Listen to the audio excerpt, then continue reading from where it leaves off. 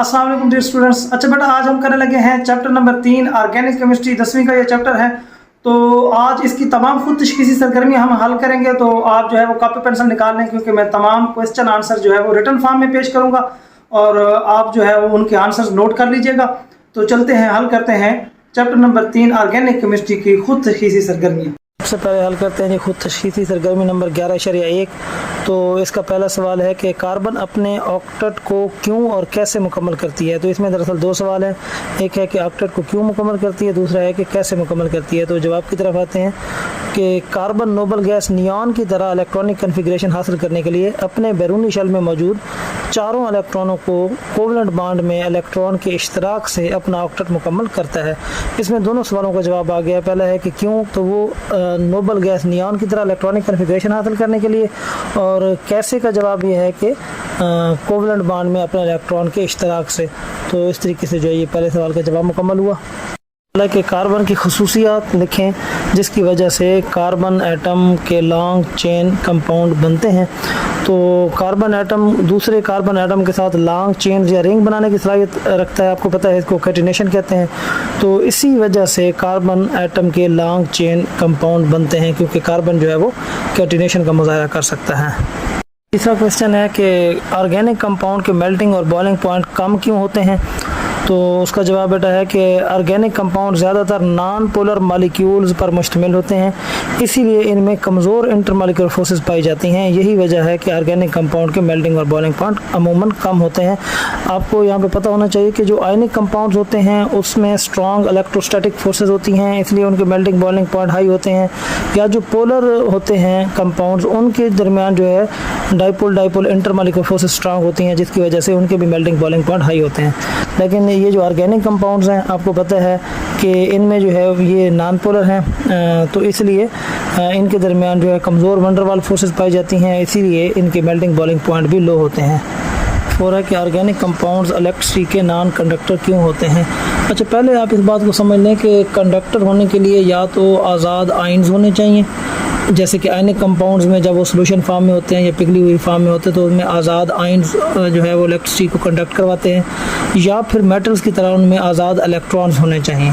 तो अब आते हैं हम अपने जवाब की तरफ कि कोवलेंट कंपाउंड जो हैं, जैसा कि हम जानते हैं कि कोवलेंट कंपाउंड में इश्तराक शुदा इलेक्ट्रॉन्स आज़ाद नहीं होते, लिहाजा कोवलेंट बॉन्ड की मौजूदगी की वजह से ऑर्गेनिक कंपाउंड इलेक्ट्रिसिटी के नाकिस कंडक्टर होते हैं। यानी कोवलेंट कंपाउंड जो है कोवलेंट बॉन्ड की वजह से, क्योंकि कोवलेंट बॉन्ड में इलेक्ट्रॉन जो है वो इश्तराक शुदा होते हैं और वो आज़ाद नहीं होते, तो इसी वजह से जो है वो कोवलेंट कंपाउंड नाकिस कंडक्टर होते हैं। 5 है कि बहुत ज़्यादा तादाद में ऑर्गेनिक कंपाउंड बनने की वजह क्या है। तो बेटा उसका जवाब आप लिखेंगे कि बहुत ज़्यादा तादाद में ऑर्गेनिक कंपाउंड के बनने की वजूहात मंदरजा झैल हैं। तो नंबर 1 आप लिखेंगे कैटिनेशन, नंबर 2 आप लिखेंगे जो है आइसोमरिज्म, नंबर 3 आप लिखेंगे कार्बन के कोवलेंट बॉन्ड की मजबूती, और नंबर 4 होगा मल्टीपल बॉन्डिंग। हम आ जाते हैं जी खुद तशख़ीसी सरगर्मी नंबर 11.2। तो उसका पहला क्वेश्चन है कि कोल गैस में पाई जाने वाली गैसेस के नाम लिखें।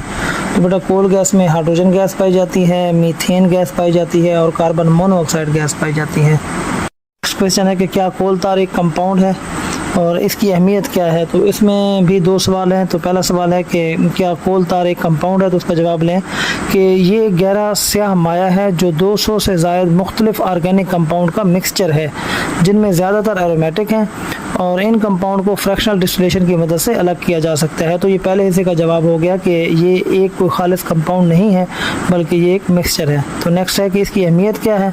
तो जैसा कि अहम एरोमेटिक ऑर्गेनिक कंपाउंड जो हैं, जैसा कि बेंजीन है, फिनोल है, टोलुइन वगैरह हैं, ये केमिकल्स अद्वियात, रंग, पेंट्स, प्लास्टिक, फाइबर और पेस्टिसाइड्स बनाने में इस्तेमाल होते हैं।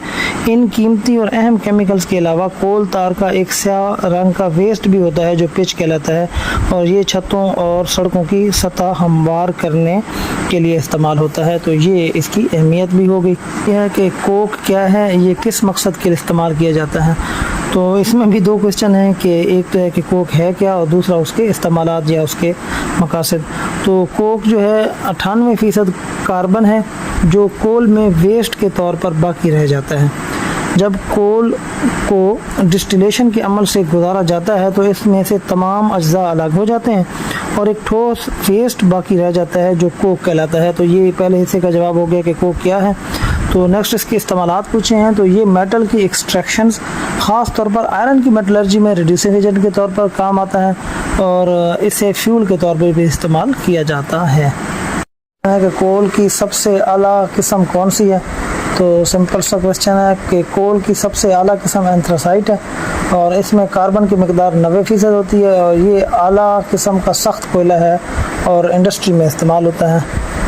क्वेश्चन नंबर 5 है कि डिस्ट्रक्टिव डिस्टिलेशन क्या है? तो सिंपल सी डेफिनेशन करनी है आपने डिस्ट्रक्टिव डिस्टिलेशन की कि हवा की अदम मौजूदगी में कोयला को इंतहाई बुलंद दर्जा हरारत पर गर्म करना डिस्ट्रक्टिव डिस्टिलेशन कहलाता है। डिस्ट्रक्टिव डिस्टिलेशन की बदौलत कोयला ऑर्गेनिक कंपाउंड का सोर्स बन गया है, यानी इसी वजह से जो है वो कोयला से बहुत सारे ऑर्गेनिक कंपाउंड हासिल कर सकते हैं हम। खुद तशख़ीसी सरगर्मी नंबर 11.3। तो उसका पहला सवाल है कि पेट्रोलियम की तारीफ़ करें। तो पेट्रोलियम गहरा ब्राउन सब्जी माइल काले रंग का माया है जो बहुत सी गैसी माया और ठोस हाइड्रोकार्बन का पानी के साथ साल्ट्स और ज़मीनी पार्टिकल का एक पेचीदा मिक्सचर है। दूसरा सवाल है कि पौधों से किस किस्म के कंपाउंड बनते हैं? तो उसका जवाब होगा कि ज़िंदा पौधे मैक्रो मॉलिक्यूल मसलन कार्बोहाइड्रेट, प्रोटीन, ऑयल और विटामिन बनाते हैं। इसके अलावा पौधे गम्स, रबड़ और अद्वियात वगैरह मुहैया करते हैं। 3 है कि कार्बोहाइड्रेट का बुनियादी यूनिट क्या है और ये किस तरह बनते हैं? तो जवाब लिखेंगे कार्बोहाइड्रेट का बुनियादी यूनिट ग्लूकोज है जो पौधे फोटोसिंथेसिस के अमल से बनाते हैं और ग्लूकोज पॉलीमराइज होकर स्टार्च, सुक्रोज और सेलुलोज बनाता है। यानी बुनियादी कंपाउंड ग्लूकोज है और फिर ग्लूकोज से आगे जो है वो मुख्तलिफ कार्बोहाइड्रेट्स जो है वो बनाए जाते हैं। नेक्स्ट क्वेश्चन है कि CNG किसका मुखफ़फ़ है? तो बेटा CNG मुखफ़फ़ है कंप्रेस्ड नेचुरल गैस, यानी C से मुराद कंप्रेस्ड, N से मुराद नेचुरल और G से मुराद यहाँ पे गैस है। क्वेश्चन नंबर 5 है कि हमारी मौजूदगी ऑर्गेनिक कंपाउंड की मकरूज़ है, वजाहत करें। तो यहाँ आपने जो है वो ऑर्गेनिक कंपाउंड के दरअसल फ़वाइद बताने हैं। तो ये कंपाउंड खाने से लेकर हमारी रोज़मर्रा की ज़रूरियात की तमाम अशिया का हिस्सा हैं।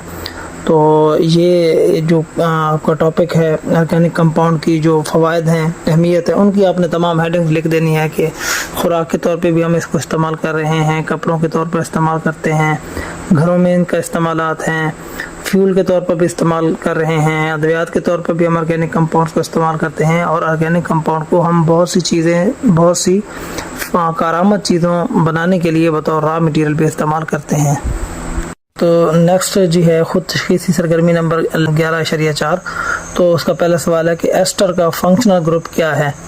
तो RCOOR फंक्शनल ग्रुप जो है ये एस्टर का फंक्शनल ग्रुप है और इनका जो जर्नल फार्मूला है वो RC+O और OR-, जहाँ R और R- जो है अल्काइल ग्रुप्स हैं, ये एक जैसे भी हो सकते हैं, मुख्तलिफ भी।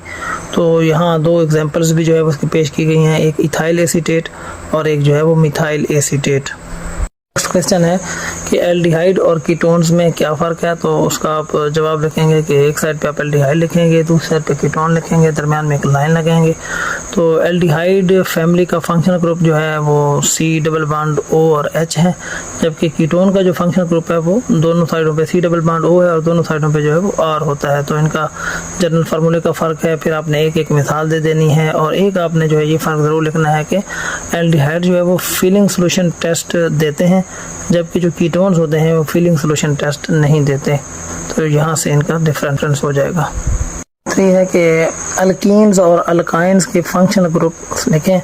तो इनमें आपने अल्कीन और अल्काइन का फ़र्क बताना है। तो अल्कीन का आप लिखेंगे कि ऐसे हाइड्रोकार्बन जिनके मालिक्यूल में 2 कार्बन एटम के दरमियान डबल बॉन्ड मौजूद हों अल्कीन्स कहलाते हैं।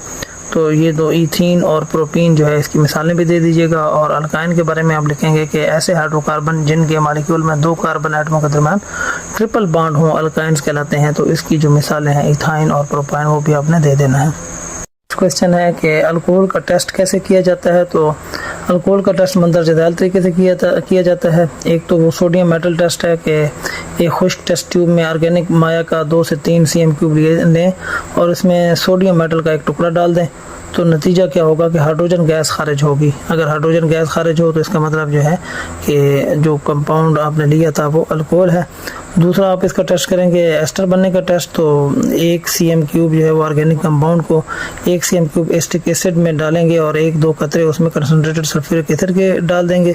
तो इसका नतीजा जो है वो फ्रूटी स्मेल आएगी, क्योंकि अल्कोहल जब एसिड के साथ रिएक्शन करता है तो एस्टर बनता है। तो एस्टर अपनी खुशबू से पहचाना जाता है। तो इस तरीके से आपको अल्कोहल जो है वो पहचाने जाएंगे। अगर अल्कोहल होगा तो फ्रूटी स्मेल आएगी जब उसको कार्बोक्सिलिक एसिड के साथ रिएक्शन करवाया जाएगा। इस खुद तशख़ीसी सरगर्मी का आखिरी सवाल है कि कीटोनिक ग्रुप का टेस्ट कैसे तैयार किया जाता है। ये गलत लिखा गया, कीटोनिक ग्रुप का टेस्ट कैसे किया जाता है। तो कीटोनिक ग्रुप का मंदरजा ज़ैल तरीके से टेस्ट किया जाता है कि एक तो इसका टेस्ट है फिनाइल हाइड्रोजीन टेस्ट। तो दिए गए ऑर्गेनिक कंपाउंड की एक चुटकी को तकरीबन 2 cm³ फिनाइल हाइड्रोजीन सोल्यूशन में हल करें। तो जब आप अगर वो कीटोन हुआ तो नारंगी सुर्ख रंग का सफ़ूफ बनेगा। दूसरा जो है टेस्ट आप इसके लिए करते हैं कि एक टेस्ट ट्यूब में 2 cm³ सोडियम नाइट्रोप्रोसाइड लें और इसमें 2 से 3 कतरे सोडियम हाइड्रोक्साइड सोल्यूशन के डालें। तो अब इसमें दिए गए कंपाउंड की एक चुटकी डालें तो इसका रंग जो है वो सुर्ख हो जाएगा। अगर वो सुर्ख हो जाए तो इसका मतलब है कि जो आपने कंपाउंड लिया था वो कीटोन है।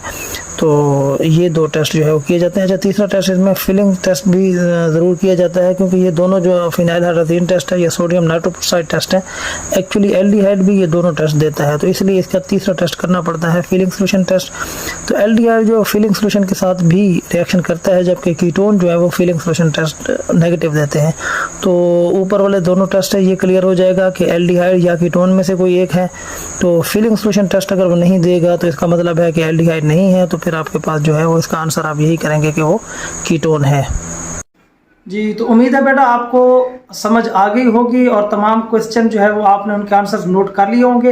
अच्छा, ये बात आपने ध्यान में रखनी है कि कुछ बातें जो है वो ड्यूरिंग द लेक्चर बंदा ऊपर नीचे कर जाता है, लेकिन जो रिटन फॉर्म में आपको गिवन है वो आपने जो है वो एग्जामिनेशन पॉइंट ऑफ व्यू से बिल्कुल मुकम्मल आंसर्स हैं, वो आपने नोट करने हैं और एग्जामिनेशन में जो है वो आपने वही आंसर्स पेश करने हैं। तो नेक्स्ट वीडियो में मिलते हैं जिसमें मैं जो है वो इसी चैप्टर की एक्सरसाइज हल करूँगा। तो तब तक के लिए इजाज़त दीजिए। अल्लाह हाफ़िज़।